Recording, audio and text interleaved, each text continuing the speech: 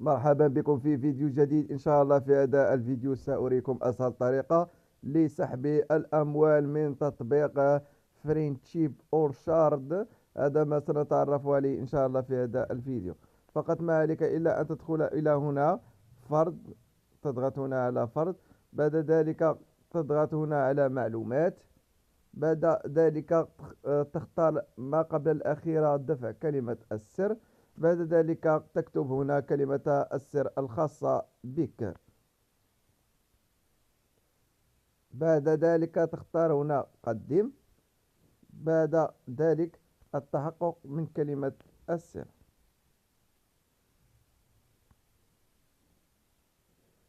بعد ذلك تعطاك أدخل كلمة السر التي تريد تعديل الدفع عليها. بعد ذلك تضغط هنا على قدم تعديل بنجاح. بعد ذلك فقط ما عليك إلا الذهاب إلى تطبيق بينونس. بعد ذلك تضغط هنا على المحفظة. بعد الضغط على المحفظة تأتي هنا في الأعلى ستجد نظرة عامة وبقربها فوري. تضغط هنا على فوري. بعد ذلك تضغط هنا على إيداع. بعد الضغط على إيداع تضغط هنا على USDT. بعد ذلك تختار الأولى BNB سمارت شين الأولى. بعد ذلك تقوم بنسخ رابط المحفظة. بعد ذلك تذهب إلى التطبيق. تأتي هنا إلى لجنة الحقيقة والمصالحة المحفظة.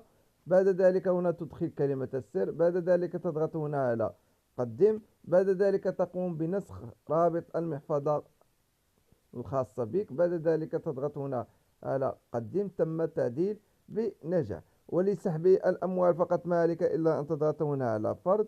بعد ذلك تأتي هنا إلى السحب. بعد ذلك تكتب هنا المبلغ الذي تريده، مثال 4. هنا تدخل كلمة السر وتضغط على طلب سحب، وسيتم هنا في تسجيل سجلات السحب. إذا أعجبكم الفيديو لا تبخلوا علينا بكتابة تعليق محفز.